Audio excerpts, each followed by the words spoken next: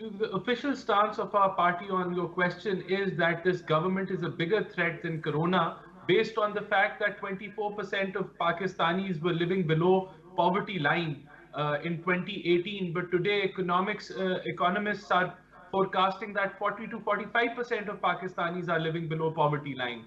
So, how Okay. many deaths have taken place because of this poverty? How many Yeah, people but have been but made? See, the first phase of the PDM's protest was these jalsas, which happened all over Pakistan in all major cities. And this constituted to taking our case to the public and giving okay. our narrative, which has been, alhamdulillah, accepted by public in masses. And now we're Right. heading towards finale in Lahore. Right. So, Just very quickly, I have to actually intercede here and ask you very simple question. Do you really need a rally to reach out to the people? Can't you actually do it through television? No, I think, we have to go to the public. We have to talk to them personally. We have to pass this message. And this Okay. is our democratic right to do so. Regarding Corona, your previous question, I would, using your platform, send a message to all people that Corona is a very serious matter. And Okay. when we come to these jalsas or conventions or protests, we must follow the SOPs and wear a mask and use Okay. sanitizers and use try as much social distancing as possible. And that is the Okay. policy of our party as well. Now, coming to the resignations, Yeah. Patafi Saab, the first phase is the internal preparation of the parties, which has begun after yesterday's announcement that every party is going to collect the resignations of their party members, and those resignations will be submitted to the party head.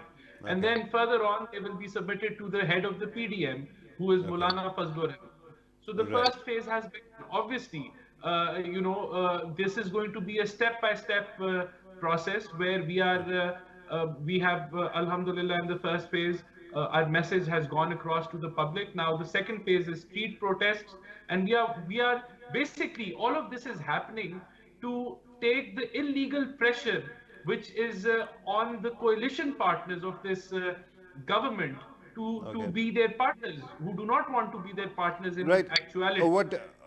Hang on. With due respect, you keep on talking about these plans. Like the first phase, actually, you were supposed to do this, and in the next, you are going to do that. Who's setting this plan? Who's actually deciding this plan? With due respect, the easiest thing would have been to resign. Why do you need all these hoops to actually jump through? You could have resigned and things would have been better. It actually lends credence to this speculation that maybe there are within your party, there are elements who don't want to resign.